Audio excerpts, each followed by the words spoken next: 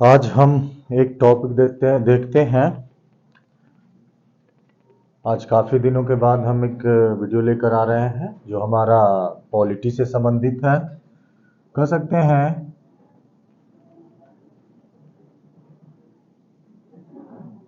लोक लेखा समिति। लोक लेखा समिति के बारे में हम जानेंगे। लोक लेखा समिति क्या है, इसमें सदस्य कितने होते हैं, इसके कार्य कितने होते हैं, उसके बारे में जानेंगे हम। तो लोक लेखा के बारे में हम देखते हैं कि भाई लोक लेखा समिति, तो इसमें सीधा कह सकते हैं कि इसका गठन भारत शासन अधिनियम 1919 के तहत किया गया। 1919 के तहत 1921 में किया गया। कहने का मतलब है कि जो लोक लेखा समिति लाई गई है वो भारत शासन अधिनियम 1919 के तहत 1921 में इसका गठन किया गया। अधिनियम पूछे तो 1919, और कब किया गया तो 1921 ईस्वी में किया गया। ठीक है, अब बात करते हैं तो इसमें सदस्य की संख्या 22 होते हैं। सदस्य की संख्या 22 होते हैं। कितने होते हैं सदस्य? तो 22 सदस्य होते हैं। 22 में से अब कह सकते हैं जिसमें से, यानी 22 होते हैं जिसमें से 15 सदस्य लोकसभा से और 7 सदस्य राज्यसभा से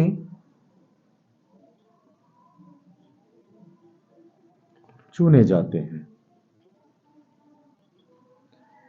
22 सदस्य होते हैं। 22 में से आपका जो किया जाता है, 15 सदस्य लोकसभा से चुने जाते हैं और 7 सदस्य जो है राज्यसभा से चुने जाते हैं। बिल्कुल, राज्यसभा से 7 सदस्य चुने जाते हैं। अब बात करते हैं कि इनका कार्यकाल क्या होता है। तो इनका कार्यकाल 1 वर्ष का होता है।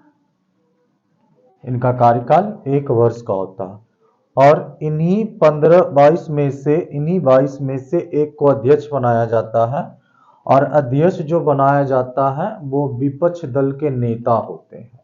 यानी जो मान लीजिए केंद्र में जिसकी सरकार होगा वो इसका अध्यक्ष नहीं बनेगा। अध्यक्ष कौन बनेगा? तो विपक्ष दल का नेता बनेगा। और ये कब से किया जाता है? तो 1969 से इसका अध्यक्ष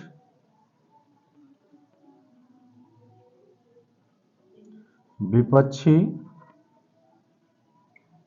दल का नेता को बनाया जाता है।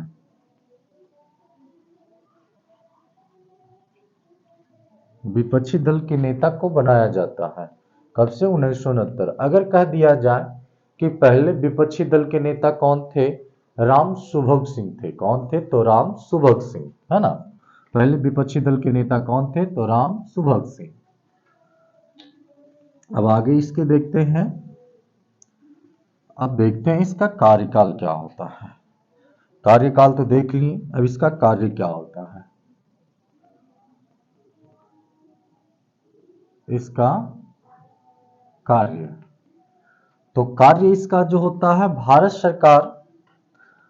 सरकार का लोक खाता होता है। भारत सरकार का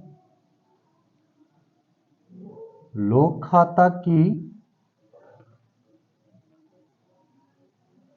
जांच करना एवं लोक खाता तो हो गया, एवं कैग कैग कह सकते हैं, कंट्रोलर ऑडिटर जनरल, या इसी को नियंत्रण महालेखा परीक्षक कह सकते हैं।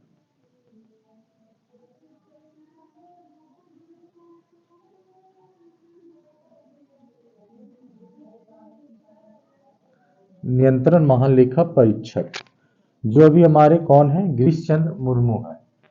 अभी कौन है, तो गिरीश चंद्र मुर्मू है, सीएजी कैग।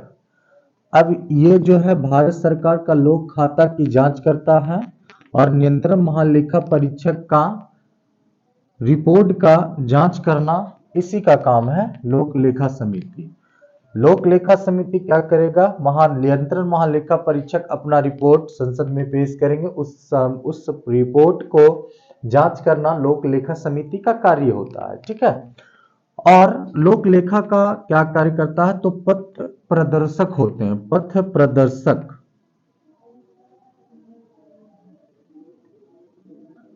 पथ प्रदर्शक, पथ प्रदर्शक करते हैं ये कौन, तो लोक लेखा करते हैं। नियंत्रण महालेखा परीक्षक का पथ प्रदर्शक काम यानी रास्ता दिखाने का काम करते हैं कौन, लोक लेखा नियंत्रण महालेखा परीक्षक को, ठीक है। बात करते हैं लोक लेखा समिति को, तो इसे सार्वजनिक लेखा समिति भी कहा जाता है।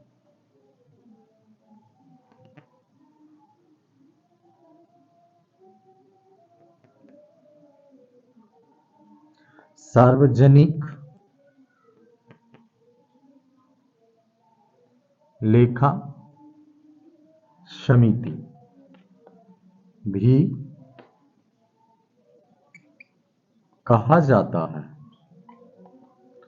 सार्वजनिक लेखा समिति भी इसे कहा जाता है, कैसे, तो लोक लेखा समिति का। और लोक लेखा समिति हमारे अभी वर्तमान में अगर बात करते हैं तो लोक लेखा समिति के जो अध्यक्ष हैं वो अधीर रंजन चौधरी है। कौन है, अधीर रंजन चौधरी। लोक लेखा समिति के अभी वर्तमान में अध्यक्ष कौन है, तो अधीर रंजन चौधरी। और आपको हम बताएं कि लोक लेखा समिति का कार्य क्या होता है, तो कार्य इसका 1 वर्ष का होता है। 1 वर्ष, प्रत्येक 1 वर्ष में हटाया जाता है और उसे दोबारा भी बनाया जा सकता है, उसी को दोबारा चुना भी जा सकता है।